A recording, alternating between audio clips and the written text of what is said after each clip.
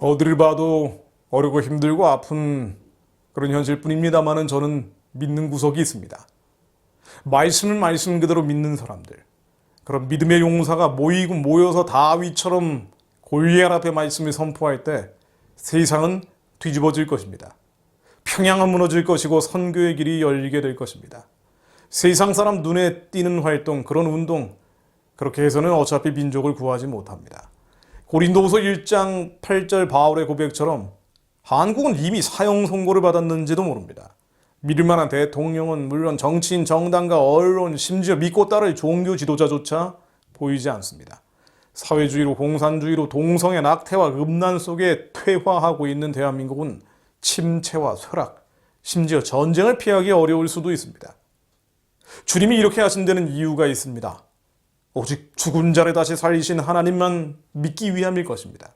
형제들아, 우리가 아시아에서 당한 환난을 너희가 알지 못하기를 원치 아니하노니 힘이 지나도록 심한 고생을 받아 살 소망까지 끊어지고 우리 마음에 사형 선고를 받은 줄 알았으니 이는 우리로 자기를 의뢰하지 말고 오직 죽은 자를 다시 살리시는 하나님만 의뢰하게 하십니다. 자금 이 어두운 환경은 주님이 허락한 것입니다. 인간적인 신뢰의 대상을 철저히 허물어 버리신 것이죠. 그래서 오직 주님만 신뢰할 수 있도록 하셨습니다.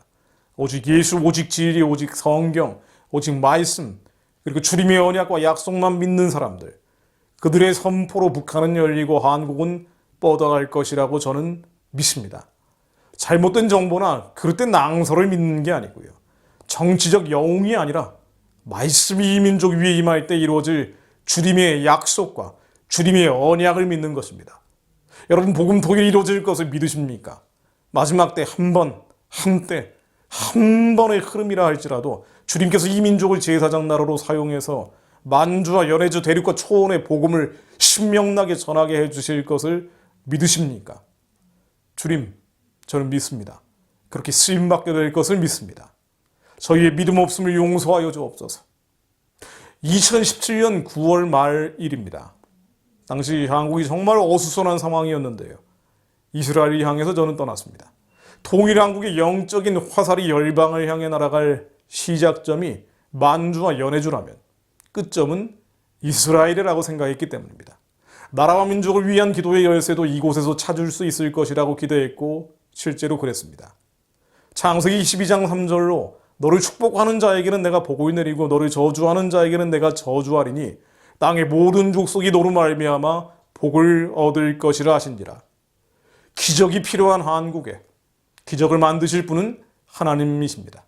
하나님 말씀에 온전히 순종할 때 나라와 민족은 살아날 것입니다. 그리고 그 말씀의 절반은 이스라엘 회복에 대한 것이었습니다. 이스라엘 회복은 유대인을 위한 것 이전에 주님의 마음에 합한 것이고 주님의 말씀을 믿는지 하나님께 증거하기 위한 증빙자료와 같은 것이었습니다. 저는 이스라엘에서 그것을 깨달았습니다. 멀리 떨어져 있는 이 나라, 이 민족을 위한 것이 이스라엘을 위한 기도였구나.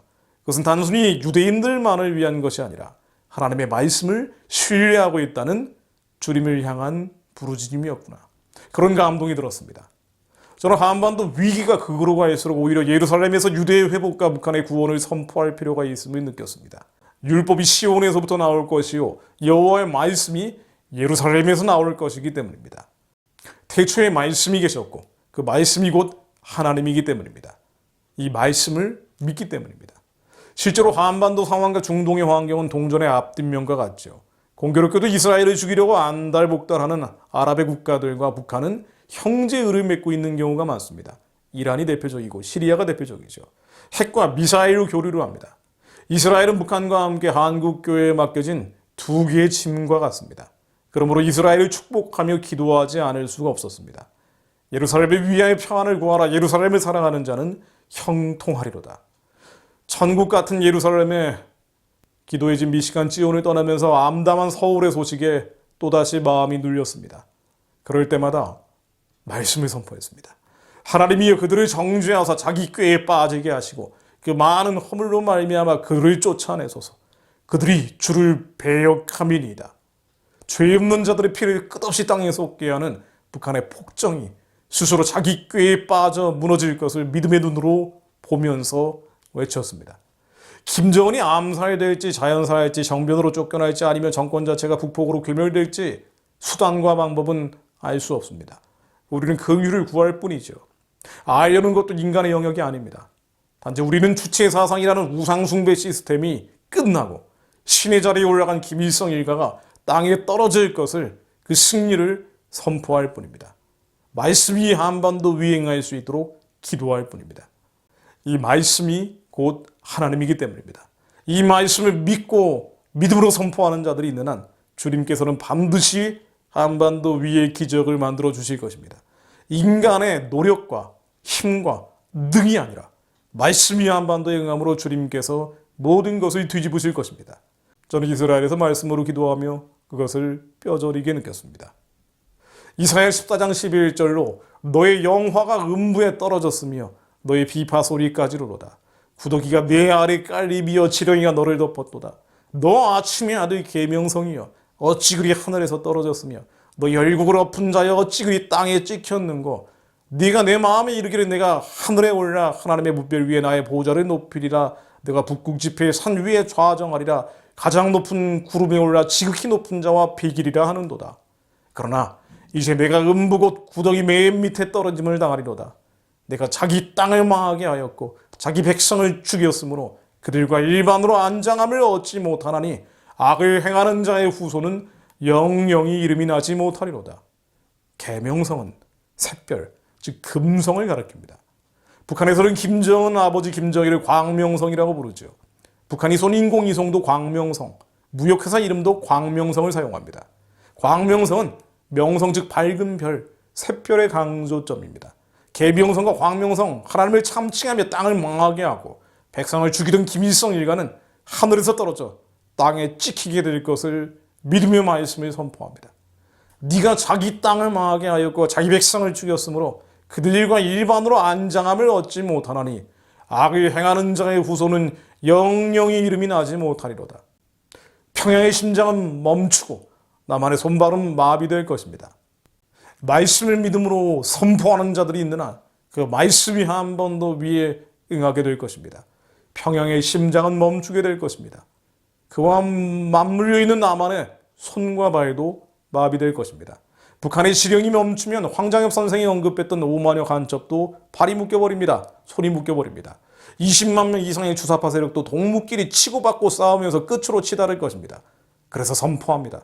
북한의 사악을 감싸는 남한의 사악이 함께 무너질 내일을 보며 외칩니다. 악인의 악을 끊으시고 의인을 세워주옵소서. 하나님 악인의 악을 끊으시고 의인을 세워주옵소서. 악인의 악을 끊으시고 의인을 세워주옵소서. 주님께서 제사장 나라의 길을 막는 흉악한 사탄의 세력을 끊으사 양떼를 위해 생명을 내놓을 선한 목자들, 새로운 리더십 집단을 세워주옵소서. 악인의 악을 끊고 의인을 세워주옵소서. 믿는 자들이 나라를 이기게 될 것입니다. 우리는 눈에 보이는 두려운 상황을 믿지 않습니다. 귀에 들리는 어려운 환경을 믿지 않습니다. 우리 안에 계시는 주님의 약속을 믿습니다. 여호와여 주의 기사를 하늘이 찬양할 것이요 주의 성실도 거룩한 자의 회중에서 찬양하리로다. 예수 그리스도 이름으로 기도했습니다. 아멘.